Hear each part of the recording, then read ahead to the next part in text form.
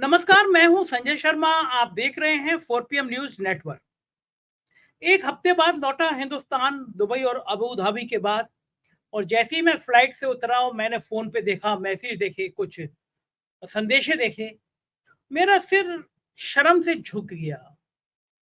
प्रधानमंत्री का इतना ओछा भाषण मैंने शायद पहले कब सुना हो, मुझे याद नहीं। प्रधानमंत्री कई बार इस स्तर से गिरते हैं, लेकिन अब तो कुछ उन्होंने ज्यादा ही हद कर दी। आपकी बहू बेटियों को उठा के ले जाएंगे, आपकी बहू बेटियों से ही व्यवहार करेंगे। प्रधानमंत्री जी मुजरा मंगलसूत्र से होते होते बेटियों तक आ गए। प्रधानमंत्री जी ने सोचा नहीं कि 75 साल के हो गए हैं वो, 1.5-2 साल उनकी और राजनीति की जिंदगी बची है। किस स्तर पर देश के लोगों को ले जा रहे हैं। 140 करोड़ लोगों का मुल्क है, पूरी दुनिया हंस रही है। इस मुल्क का प्रधानमंत्री इतनी ऊंची, इतनी हल्की, इतनी सस्ती बातें कर रहा है, जिसको हम सड़क पे चलने वाले लोगों के लिए टपोरी भाषा बोलते हैं। जो बड़ा शर्म आ रही है ये कहते हुए। मैं इन शब्दों को नहीं कहना चाहता था, मैं देश के प्रधानमंत्री की इज्जत करता हूं, लेकिन प्रधानमंत्री ये टपोरी भाषा, बेटियों को लेकर ये भाषा, लोग सोशल मीडिया पर लिख रहे हैं आपकी बेटी नहीं है। आपकी बेटी होती तो आप जानते हैं कि बेटी के लिए कैसे शब्दों का इस्तेमाल किया जाता है। क्या जब वो आप पार्लियामेंट का उद्घाटन कर रहे थे और जो खिलाड़ी बेटियां सड़क पे घसीटी जा रही थी, वो देश की बेटियां नहीं थी? देश में तमाम राज्यों से भारतीय जनता पार्टी के नेताओं की खबरें आती हैं लड़कियों से बलात्कार की। क्या वो देश की बेटियां नहीं है? चुनाव जीतने के लिए आप किसी भी नफरत की भाषा पे चले जाएंगे? चुनाव जीतने के लिए क्या इस मुल्क को मजहब के आधार पर टुकड़े टुकड़े में करने की कोशिश करेंगे? धिक्कार है ऐसी सोच पर। धिक्कार है प्रधानमंत्री जी आपको ऐसी, और आपके असम के मुख्यमंत्री की ऐसी भाषा पर। तनिक शर्म करिए, सोचिए ये देश कहां ले जा रहे हैं आप। मैं दर्शकों सुनवाता हूं कुछ पाठ प्रधानमंत्री के इस घटिया भाषण का। इतिहास के पन्नों में लिखा जाएगा कि ये गौरवशाली देश, जो नेहरू से लेकर अटल बिहारी वाजपेयी तक, इंदिरा गांधी से लेकर तमाम प्रधानमंत्रियों के गौरवशाली इतिहास तक अपने आप में संजोए रखा है, उस देश का प्रधानमंत्री चुनाव जीतने के लिए इतनी ऊंची और इतनी हल्की भाषा का भी इस्तेमाल कर सकता है। जरा सुनिए ये भाषण, फिर चलेंगे राजीव रंजन के पास, एक होनहार पत्रकार के पास, और उनसे पूछेंगे कि क्या महाराष्ट्र में नाव डगमगा रही है भाजपा की, तो प्रधानमंत्री और असम के मुख्यमंत्री ऐसी भाषाओं पर उतर आए। जरा सुनिए ये वीडियो। ये तीनों दल घुसपैठिया समर्थक है। बांग्लादेशी घुसपैठियों के वोट पाने के लिए ये इन घुसपैठियों को पूरे झारखंड में बसा रहे हैं। जब स्कूलों में सरस्वती वंदना तक पर रोक लगने लगे तो पता चलता है कि खतरा कितना बड़ा है। जब तीज त्योहारों में पत्थरबाजी होने लगे, माता दुर्गा को भी रोक दिया जाए। जब कर्फ्यू लगने लगे तो पता चलता है कि स्थिति कितनी खतरनाक है। जब बेटियों के साथ शादी के नाम पर छल कपट होने लगे तो पता चलता है कि पानी सिर के ऊपर से गुजरने लगा है। सुना आपने, ये प्रधानमंत्री की भाषा है। ये इस मुल्क के गौरवशाली इतिहास को समेटे हुए हिंदुस्तान के प्रधानमंत्री की भाषा है। शर्म आ रही है मुझे, आज शर्म आ रही है। मैं उन देशों में होके आया हूं, दुबई, अबू धाबी में, जहां नियम कानून से लोग अपने आप रहते हैं, किसी को कोई किसी मजहब के लिए नहीं कहता। वहां हिंदुस्तान और पाकिस्तान के लोग भी प्यार से रहते हैं, और यहाँ देश का प्रधानमंत्री ऐसी हिंसा के लिए उकसाता है। चलते हैं राजीव रंजन जी के पास और पूछते हैं कि प्रधानमंत्री का इतना संतुलन गड़बड़ाया तो क्यों गड़बड़ाया। 4 PM न्यूज नेटवर्क में स्वागत है राजीव रंजन जी आपका। मुझको यकीन है कि प्रधानमंत्री का भाषण आपने सुन लिया होगा आज, और मैं दिल से, मेरे को बहुत दुख हुआ। प्रधानमंत्री इतने हल्के स्तर पर उतर आएंगे, इतनी ओछे स्तर पर उतर आएंगे, मैंने सोचा नहीं था। 140 करोड़ देश का प्रतिनिधित्व करते हैं, पूरी दुनिया सुनती है। आज तक जवाहरलाल नेहरू से लेकर इंदिरा गांधी तक, अटल बिहारी वाजपेयी से लेकर बाकी गुजराल तक, किसी प्रधानमंत्री ने इतनी ओछी बातें नहीं करी जितनी आज मोदी जी ने अपने भाषण में बातें करी। तुम्हारी बेटी को ले उठा के ले जाएंगे, मंगलसूत्र छीन लेंगे, भैंस खोल के ले जाएंगे। प्रधानमंत्री को हो क्या गया है? ये 2 ढाई साल की राजनीति और बची है प्रधानमंत्री की। देश का नाम क्यों आखिर डुबोनों में लगे हुए हैं? क्या इतनी ओछी बात? असम का मुख्यमंत्री जहर उगल रहा था तो मैंने मान लिया कि मानसिक रूप से बीमार है ये मुख्यमंत्री, इसको केवल असम में भी हिंसा भड़कानी है, लेकिन देश का प्रधानमंत्री है नरेंद्र मोदी। इस हद तक गिर के भाषण देना, ये देश कहां कहां किस गर्त में पहुंचाने वाले हैं? राजीव भाई, क्या लगता है आप? देखिए संजय जी, आपने बहुत ही अच्छा सवाल उठाया है। समझने वाली इसके अंदर में ये बात है कि भारतीय जनता पार्टी के जो मेन जो चिंतन का जो आधार रहा है जब से ये पार्टी बनी है, वो ये है कि अल्पसंख्यकों का डर दिखा के बहुसंख्यक को एकजुट करो और बहुसंख्यकों को वोटों को जो है वो परिवर्तित करो चुनाव में अपने पक्ष में। और इसी को आधार बनाकर भारतीय जनता पार्टी तमाम तरीके के विधानसभाओं में इलेक्शन लड़ी है, लोकसभा में इलेक्शन लड़ी है, और यही उनकी राजनीति का केंद्र है।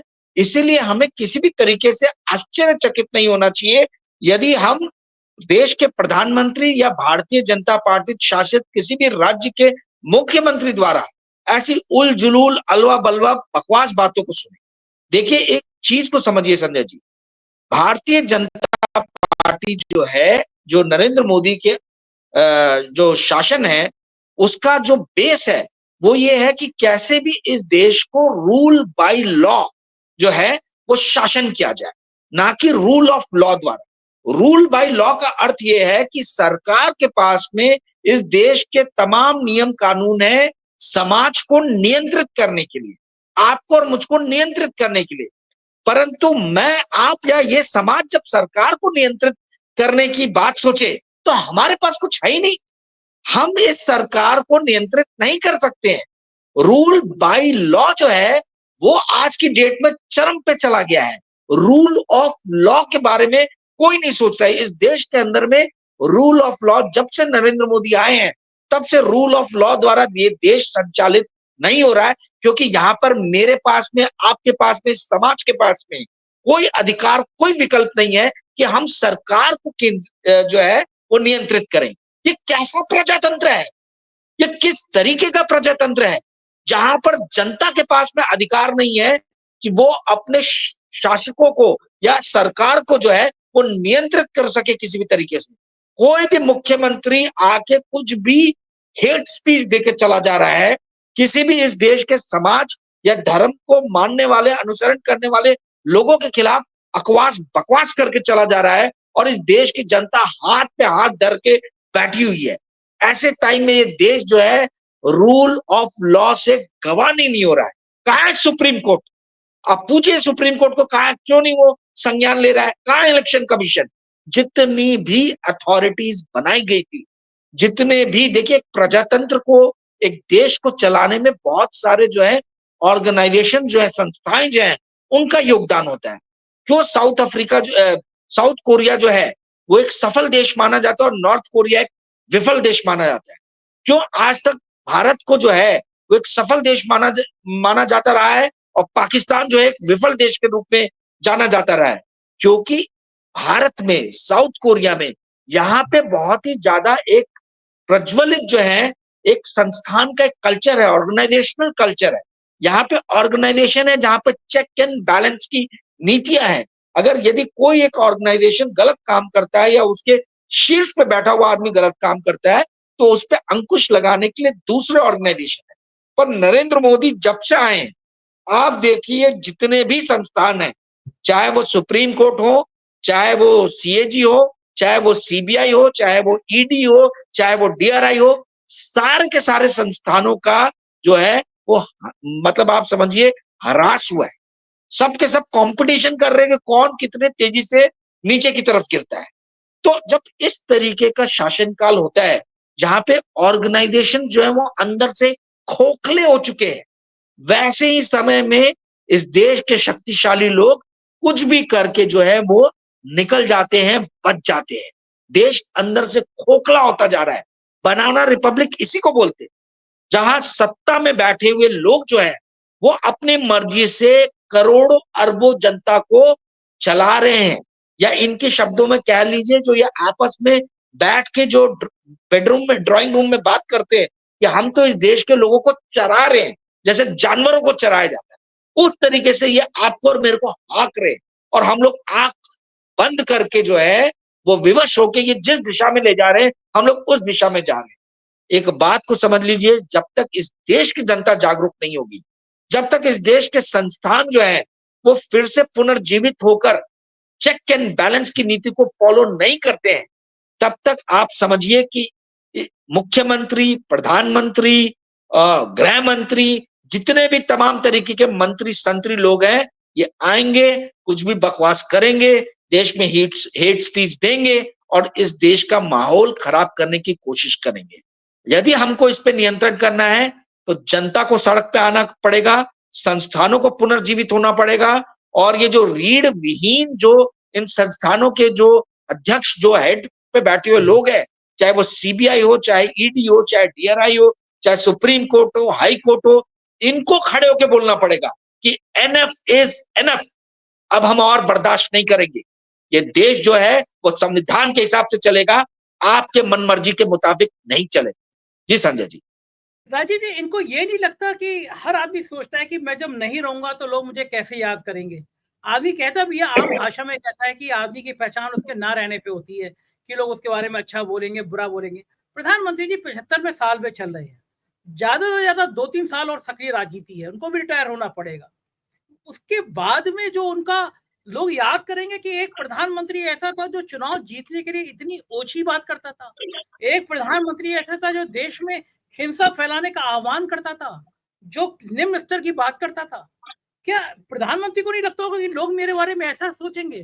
कहाँ आप दुनिया के बहुत बड़े नेता बनने चले थे कि हम विश्व गुरु बन जाएंगे, दुनिया हमारा सम्मान करेगी, और इतनी ओछी बात, एक समुदाय विशेष के लोगों को इतनी भड़काने वाली बात। क्या इनके अंदर कभी खुद से जब सोते होंगे रात को, तो क्या गिलानी नहीं होती होगी मैं देश के लोगों को के बीच में परिवार का मुखिया है, वो कैसी हिंसा फैलाना चाह रहे हैं, क्या मानसिक स्तर पे ले जाना चाह रहे हैं? कभी खुद में ख्याल नहीं आता होगा राजीव भाई इनको? देखिए, ग्लानी उसको होती है जिसका कैरेक्टर होता है, जिसका कोई कैरेक्टर ही नहीं है उसको क्या ग्लानी होगी? भाई, आपके अंदर यदि कैरेक्टर रहेगा तो आपके अंदर फ्लॉ ढूंढा जाएगा। आपके अंदर तो कोई कैरेक्टर ही नहीं है। जीवन में आपने कभी भी जो है जिम्मेदारी निभाई नहीं है, परिवार की जिम्मेदारी है या परिवार की जिम्मेदारी छोड़ के भाग गए। आपके ऊपर में जब इस राज्य को जब चल रहा था, उसको संभालने की बारी आई, आपने आंख मूंद लिए, नीरो बन गए आप, ठीक है। उसके बाद में जब देश में चाइना घुसा चला आ रहा है, तब आप झूठ पे झूठ बोले जा रहे हैं। तो जिम्मेदारियां देखिए, जिसका कैरेक्टर होता है उस कैरेक्टर वाले आदमी के अंदर हम फ्लॉ ढूंढते हैं। जब आपका कोई कैरेक्टर ही नहीं है और आपका एकमेव उद्देश्य है कि भाई वो क्या एक था हिंदी में एक कि घीतम घी पियम, और मतलब अपना ये शासन जो है वो चलता रहे, है ना, मतलब घी पी के भी उधारी में जिंदगी चलती रहे, उसी मैंने तरीके से। मैंने राजीव भाई, मैंने फिलॉसफी मेरा विषय रहा है, फिलॉसफी में है चारवाक दर्शन है वो। हाँ, चार बाग दर्शन। चारवाक का जी। दर्शन का सिद्धांत ये है कि जितना कर्जा ले लेके घी पी सकते हो उतना पियो, हाँ, जीवन का भरोसा नहीं है। तो खूब उनका ये कि कर्जा लो, मस्त रहो। वही हालत है कि आजादी के बाद से 2014 तक जितना कर्जा लिया गया होगा भारत ने, उससे कई गुना भाई साहब ने 10 सालों में ले लिया, कि अब तो एग्जैक्टली। कर्जा ले लेके मैं घी पी वही रहे हैं। हाँ, वही बता रहा हूँ कि भाई आपका कैरेक्टर ही नहीं है, आपका सिर्फ एक एम है कि मुझे बस शासन पे बैठे रहना। ये वो व्यक्ति है का एम है जो ये बोल के आया था कि हमारा क्या है जी, एक झोला लेके आया हूं, झोला लेके चला जाऊंगा। लोगों को आप समझ में आ रहा है कि झोला कितना भारी है जो इनको उठने नहीं दे रहा। आप इस बात को समझिए, आपने सही बोला, 1947 से लेके 2014 तक इस देश के ऊपर में जो कर्जा था वो था 55 लाख करोड़ का, और लास्ट फाइनेंशियल ईयर की एंडिंग में जो इस देश पे कर्जा हुआ वो 55 लाख करोड़ से बढ़ के 205 लाख करोड़ चला गया। आप ये समझिए 3 गुना लगभग 3 गुना कर्जा 10 साल के अंदर में 3 टाइम्स हुआ है। 55 लाख करोड़ से 3 टाइम्स से ज्यादा हुआ है। 55 लाख करोड़ से जो है ये बढ़ के 205 लाख करोड़ में पहुंच गया है। तो जो आपने सवाल पूछा कि नींद आती होगी नहीं आती होगी, भाई वो तो नींद तब आएगी जब आपका कोई कैरेक्टर होगा। जब आपका कोई कैरेक्टर ही नहीं, आप सोचते नहीं हो, आपका सिर्फ एक ही एम है कि भाई मुझे कैसे भी शासन करते चले जाना है। इसमें नींद नहीं आने का जो सवाल है वो आपके मेरे जैसे जनता का है, जो पढ़े लिखे जो इंटेलेक्चुअल लोगों की नींद कहाँ गई है। संस्थानों, संवैधानिक संस्थान जो है, इसके शीर्ष पदों पे बैठे हुए लोग जो है, मेरा सवाल यह है कि क्या उनको नींद आ रही है? कहाँ है बाबा रामदेव? ढूंढिए उनको और उनसे प्रश्न कीजिए कि क्या सिर्फ जब कांग्रेस की सरकार आती है तभी आपको इस देश के अंदर में भ्रष्टाचार होते हुए नजर आता है? तभी आपको इस देश में नजर आता है कि संवैधानिक पदों पे बैठे हुए लोग जो है अपने पदों का दुरुपयोग कर रहे हैं? ढूंढिए अन्ना हजारे को और पूछिए उनसे ये प्रश्न कि क्या जब कांग्रेस की सरकार आती है तभी आपको लगता है कि संवैधानिक पदों पे बैठे हुए लोग जो है अपने सत्ता का दुरुपयोग कर रहे हैं? ढूंढिए श्री श्री रविशंकर जी को और उनसे सवाल पूछिए। ये सारे लोगों को जो जिन्होंने 2014 के पहले सिविल सोसाइटी के नाम पे तमाम तरीके के जो प्रश्न उठाए थे, मेरा सवाल है कि ये लोग कहाँ हैं? इनको कैसे मोदी सरकार ने बाय आउट कर लिया, मुझे ये समझ में नहीं आ रहा। इस देश का मीडिया जो है कंप्लीटली बाय आउट है, सोल्ड सोल्ड मीडिया है। कंप्लीटली जो है इस मीडिया ने सरेंडर कर दिया है। सिर्फ और सिर्फ इस बात की कोशिश की जा रही है कि किसी भी तरीके से भाजपा के अधीन में, मोदी जी के अधीन में शासन चलता रहे, चाहे वो किसी भी तरीके की नीतियों को लाए, चाहे इस देश के अंदर में कितनी भी हेट स्पीच हो, चाहे इस देश के अंदर में कितना भी माहौल खराब हो, विद्वेष फैले, उससे कोई फर्क नहीं पड़ता। ये संवैधानिक पदों पे बैठे हुए लोग जो है मौनी बाबा बन गए हैं। बाबा रामदेव मौनी बाबा बन गए, अन्ना हजारे मौनी बाबा बन गए, श्री श्री रविशंकर मौनी मौनी बाबा बन गए। इन सारे लोगों को और इस देश की मीडिया जो है, जो कंप्लीटली सोल्ड आउट मीडिया है, इनसे सवाल पूछना चाहिए कि जब इस तरीके की घटनाएं इस देश में हो रही हैं तो वो कैसे आंखों पे पर्दा डाल के बंधी हुई हैं। इतिहास जो है सिर्फ नरेंद्र मोदी को जो है वो याद नहीं करेगा, वो जज नहीं करेगा। इतिहास ये सारे लोगों को प्लस भारत की मीडिया के ऊपर में प्रश्न लगाएगा और उनको जज करेगा कि आप कैसे ये सारी चीजों को अपने वॉच में होने दे रहे थे, कैसे ये सारी चीजें इस देश में हो रही थी, घटित हो रही थी और इस देश का मीडिया सोया हुआ था। इस पे जरूर आगे चल के चर्चाएं होंगी संजय जी। और मुझे और आपको मीडिया कर्मी होने के कारण बहुत ही हमारे लिए शर्मसार बात है कि देश की जनता की नजरों में मीडिया का जो है वो असर कम हो रहा है। और अन्ना हजारे, बाबा रामदेव और श्री श्री रविशंकर जहां भी हैं, यदि वो 4 PM को सुन रहे हैं तो अभी भी समय है भैया, जागिए। और जैसा आपने 2014 के पहले जो है चिंतन मनन किया था उसी तरीके के चिंतन मनन कीजिए, उसी तरीके के विवेक का प्रयोग कीजिए और उसी तरीके की भाषा का इस्तेमाल कीजिए जो 2014 के पहले तक आप कर रहे थे। जी संजय जी। बिल्कुल ठीक कह रहे हैं राजीव जी। और लोग कह रहे हैं कि चूंकि आप भी महाराष्ट्र से आते हैं कि महाराष्ट्र के हालात देख के प्रधानमंत्री जी थोड़े विचलित हो गए हैं। भारतीय जनता पार्टी को लग रहा है कि महाराष्ट्र के पत्ते पिटते हुए नजर आ रहे हैं। महाराष्ट्र की स्थितियां दिन पर दिन खराब हो रही हैं। अजीत पवार ने ब्लड प्रेशर हाई कर दिया है। महाराष्ट्र में क्या है, वाकई में महाराष्ट्र के ऐसे हालात बन रहे हैं जो मोदी जी की नींद जिन्होंने उड़ा दी है? क्या है स्थिति महाराष्ट्र की, आपके पास क्या जानकारी है? देखिए, महाराष्ट्र भारत का one of the most literate state है, भारत का सबसे ज्यादा इंडस्ट्रियलाइज स्टेट है। महाराष्ट्र के लोग जागरूक है। महाराष्ट्र में 18वीं शताब्दी से ही जो है काफी सामाजिक आंदोलन हुए। बंगाल और महाराष्ट्र ये दो राज्य भारत में जो है अपने सामाजिक आंदोलन और जो समाज के सुधार के लिए जो कार्य करते आए हैं उन लोगों के लिए जाना जाता है। महाराष्ट्र हमेशा से जो है महिला शिक्षा के लिए जाना जाता है। तो इस राज्य की जनता बहुत ज्यादा जागरूक है।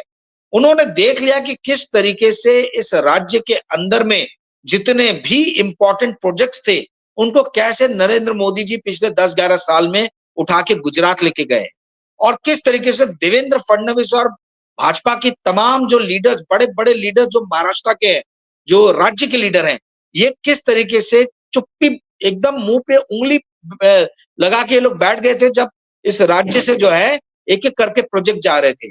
तो लोगों को ये समझ में आ गया कि ये हमारे नेता नहीं है, ये हमारे हितैषी नहीं है।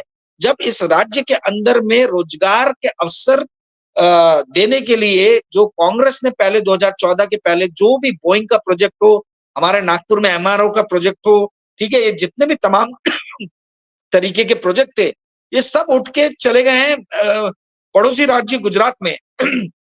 तो इससे राज्य की जनता जो है, खास तौर पे जो पढ़ी लिखी जनता है, वो बहुत ज्यादा नाराज है।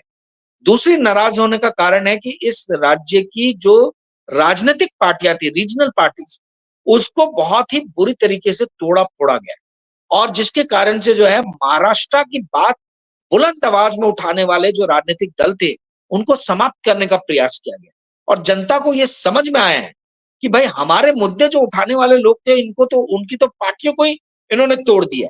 तो भारतीय जनता पार्टी जो है किसी भी तरीके से हमारी हितैषी पार्टी नहीं है, ये समझ में आ रहा है लोगों को।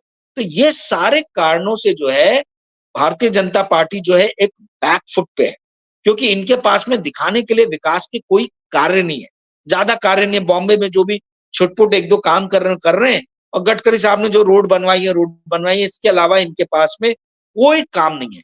मानव अधिकार सूचकांक ले लीजिए या आप एजुकेशन ले लीजिए, हेल्थ ले लीजिए, मतलब आप कोई सा भी सेक्टर उठा लीजिए, ऐसा नहीं है कि महाराष्ट्र ने 2014 के पहले जिस लेवल पे था उससे लंबी छलांग मार के वो आगे चला गया है। आज इस राज्य के अंदर में बेरोजगारों की फौज खड़ी हुई है। आज जो है इसके कई सिटीज जो है क्राइम सिटीज बन गए, मर्डर हो रहे, डकैती हो रही है, लूटपाट हो रहा है, बलात्कार हो रहा है। तो किस तरीके से आप जो 10 साल पहले 2014 के पहले आप जिन चीजों को लेके सत्ता में आए थे, उसमें से तो एक भी चीज के ऊपर में आप नियंत्रण नहीं कर पाए। बाबा सिद्दीकी की हमने देखा किस तरीके से मुंबई के बीचों बीच बांद्रा में है, वो भी दिवाली के, मतलब आप सोचिए जिस दिन रावण दहन हो रहा है उस दिन बाबा सिद्दीकी को मार दिया गया, जो कि एमएलए रहे हैं, एक बार नहीं 3 बार के एमएलए रहे हैं। तो ये चीज शो करता है कि महाराष्ट्र में लॉ एंड ऑर्डर भी नीचे जा रहा है, महाराष्ट्र के अंदर में मानवाधिकार सूचकांक भी कोई बहुत ज्यादा बड़े नहीं है और अलग अलग जो पैरामीटर्स रहते हैं, एजुकेशन हो गया, हेल्थ हो गया, एम्प्लॉयमेंट हो गया, इसमें कहीं भी किसी भी तरीके का जो है बहुत ज्यादा डेवलपमेंट हुआ है ऐसा नजर नहीं आ रहा। तो भारतीय जनता पार्टी को वापस से चुन के लाना क्यों, इसके कोई कारण मुझे नजर नहीं आ रहे हैं। एंटी इनकम्बेंसी बहुत ज्यादा है, ठीक है, और 10 साल इनको अवसर देने के बाद में अब इस राज्य की पढ़ी लिखी जनता जो है वो सोच रही है कि सत्ता परिवर्तन होना चाहिए। इसी का कारण है कि जो लोग पढ़े लिखे नहीं है, जिनका एक्सपोजर कम है, इनको जो है ये अपनी तरफ अट्रैक्ट करने की कोशिश कर रहे हैं। तो ये मजदूरों के लिए जो है औजार फ्री में बांट रहे हैं, ये किचन के बर्तन जो है उसके वाटअप प्रोग्राम्स कर रहे हैं, किचन के बर्तन बांटे जा रहे हैं स्लम्स में रहने वाली औरतों के लिए, पूरे राज्य की औरतों के लिए लाडली बहन योजना आ गया है, 1,500 रुपए उनको दिए जा रहे हैं। तो ये जो ब्राइब दिया जा रहा है, ये वोट खरीदने के लिए जो ब्राइब का इस्तेमाल हो रहा है, यही एकमेव सहारा है जो वापस से महाराष्ट्र में भारतीय जनता पार्टी या महायुति को वापस ला सकता है। अब देखना हमें यह है कि क्या महाराष्ट्र की जनता स्वाभिमान के ऊपर पैसे को रखती है, क्या वो अपने स्वाभिमान के साथ में किसी भी तरीके का समझौता करने के लिए तैयार है। 1,500 रुपए के जो टुकड़े इनके मुंह पे फेंके जा रहे हैं, 1,500 के टुकड़े जो है ये इनके मुंह पे क्या इस तरीके से मारे जा रहे हैं कि ये जो रोने वाला चेहरा है ये मुस्कुराने वाले चेहरे में परिवर्तित हो जा रहा है। ये हमको देखना है कि 20 तारीख को किस तरीके से जो है जनता अपने स्वाभिमान को प्राथमिकता देती है कि वो ये 1,500 रुपए जो प्रतिमा का जो टुकड़ा बांटा जा रहा है उसको प्राथमिकता देंगे। जी संजय जी। तो ठीक बात है, ये बड़ी सबकी निगाह लगी रहेगी कि क्या होगा इस चुनाव में। बहुत बहुत शुक्रिया राजीव जी, आपने हमें इतना समय दिया, बातचीत की, आभार। सुना आपने, मेरी तरह राजीव रंजन का भी मानना है कि महाराष्ट्र में स्थितियां खराब होती जा रही हैं, शायद भारतीय जनता पार्टी और प्रधानमंत्री का संतुलन गड़बड़ा गया। देश के लोगों, ये आपकी जिम्मेदारी है कि आप प्यार से रहे, भाईचारा से रहे। ये नेता केवल आपको बेवकूफ बनाते हैं, आपका इस्तेमाल करते हैं वोट के लिए, बाद में कुछ नहीं करते। इसलिए कभी भी धर्म मजहब के चक्कर में मत पड़िए, विकास को प्राथमिकता दीजिए। मुझे जरूर बताइएगा आपको ये बातचीत कैसी लगी। शुक्रिया, थैंक यू।